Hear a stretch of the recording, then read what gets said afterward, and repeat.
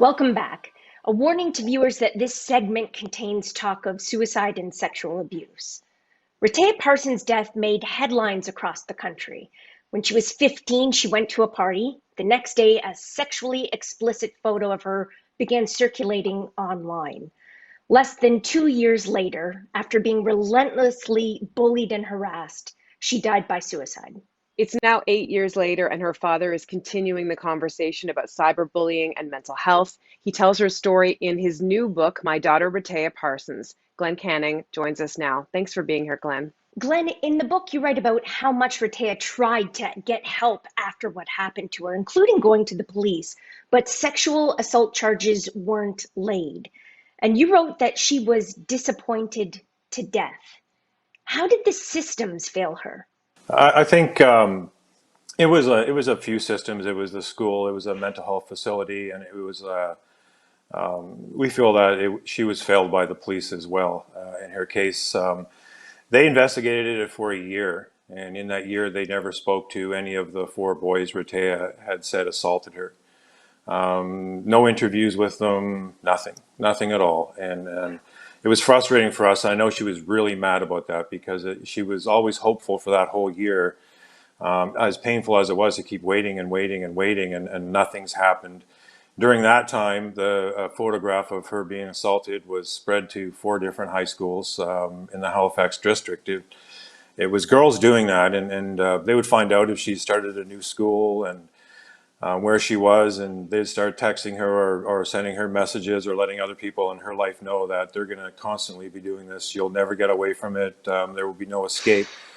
We finally got her in high school, Citadel High in Halifax, which was new school. She came to live with me, a new community, new people. And Rehtaeh was in that school for 3 days before someone walked up to her, laughing at her about that picture. And it was heartbreaking because we tried to get help for that. Protect her, make sure that this won't happen. This is a fourth high school. Trying to start grade 10 all over again, and there it was. And the police never went after anybody to tell them to stop. They actually didn't have the picture. The police at the time were completely not able to deal with the cyberbullying. Glen, you say that Rehtaeh, I mean, you just talked about it right now. She received a shocking amount of bullying in her life. And as you mentioned, a lot of it came from girls, but it also came from boys and parents.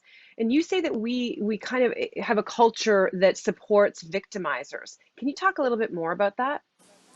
Yeah, it was in particularly with in high school where they just had to show up at school and say that Rehtaeh got too intoxicated at a party, and we I mean, they wouldn't call it rape, of course, or sexual assault, but I mean, people who would know what consent was would understand that she's completely incapable of giving her consent, having to be carried to different rooms in the house. But when they came into school and they said that to people, it was automatic default. Look what she did to herself. This was all her fault. What was she doing there? Why was she drinking? Why was she not at home? It was people, parents who should know better. Honestly, these are things that happen in high school. And the worst thing that should have happened to Rehtaeh was she should have got up the next morning and maybe learned a lesson about drinking too much and have a bad hangover or something like that. She shouldn't have woke up the next morning with her life shattered, with her mental health completely destroyed, and with at the age of 15 losing everything that 15-year-olds hold very dear, which is their social network. Glenn, everything you've just said, is this part of the reason why you have worked, tirelessly advocating for victims of sexual assault, including speaking to high school students? And if so, what takeaways do you hope that these teens get from you speaking with them? What I really would love to have happen, and love to know that in my heart that something like this would happen in all the dozens of high schools I've spoken to, and thousands of students, I would just hope that resonated with somebody, so when they ever see or know about someone who's vulnerable and needs a voice to help them, that they can be that voice. That would just warm my heart to know that that even happened just once. I would think everything I just did in all those years was worth it, because I have a hard time dealing with four young men and her in that position, and not one of them decided to do what was the right thing for her. They all just took it as it was some rite of passage that they had or something. It was just like she had no value to them whatsoever, and that's what I hope to change. If I can put someone in a situation like that where there's somebody else who is not going to stand there, and bystander intervention is so important, not only for sexual assault, but for kids in school who are being bullied Mm-hmm. or being made fun of or subject to all kinds of torment that can happen. It would always be nice to know that someone would say, hey, you know, I know this is happening to you and it's hard, but I want you to know I care about you, and I have a voice, and I'm going to use it to help you out however I can. I mean, a huge part of the bullying was cyberbullying, as you've discussed. And at the time Rehtaeh died, there were no anti-cyberbullying laws in Canada. But a week after her funeral, you and some family members traveled to meet up with then Prime Minister Stephen Harper to discuss what could be done. And since then, those laws have been introduced to combat and protect victims of cyberbullying. I'm just curious, are you finding that these laws are helping to avoid tragedies like the one that you experienced? I think they could absolutely. And at the time when Rehtaeh had the photo being and spread around the community, the police told us that it wasn't against the law, and there was nothing they could do about it. Now I know that it's taken far more seriously.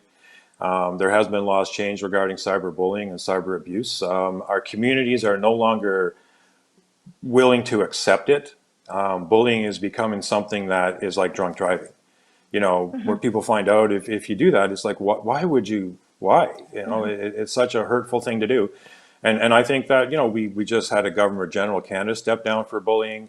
We are coming around. We have done an awful lot. I appreciate a lot that the laws have given the police and the courts the tools they need to address it properly. But I always do believe, though, that by the time someone needs a police officer, it's too late. And my focus is on trying to prevent things from happening to somebody as to what happened to Rehtaeh.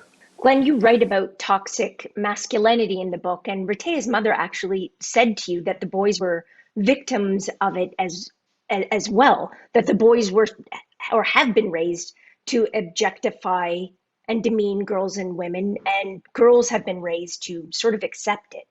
So, how do you think society needs to re-examine these messages that boys and girls are receiving, and adults? Yeah, yeah. It's we need to understand how harmful it is for misogyny, really, and it can start at a very young age, and we don't do a whole lot to address that. And that is one thing that I would really wish that we would focus on a lot more. There are a lot of really horrible messages that young people get. They get it from media or wherever they do, their community, their peers, and it just has them devalue women in their school or young girls in their school. But it also does the same thing to young men. I was abused, sexually abused by an uncle when I was 7 years old. And this was back in 1970s. So there was nothing for a 7-year-old boy to be able to say or do back then. I carried that with me for a very, very long time without acknowledging the damage it did to me and how it affected everything that I did in my life. And that's a kind of a warning thing. You know, the more we talk to young men about sharing how you feel, what is it in your life that's upsetting you? Why are you getting angry? Why are you targeting women oftentimes with how mad you are as a man? We are not doing enough to address the toxic messages young people get at all.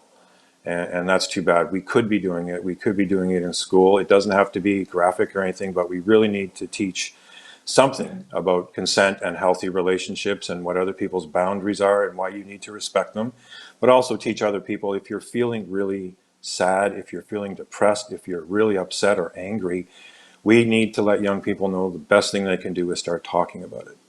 And we need to be, as adults, we need to make sure we have the ears to listen to them. 100%. Glenn, thank you so much for sharing Rehtaeh's story and for all the work that you do. Really appreciate it. Thank you. And thank you very much for having me on your show. I appreciate it so much.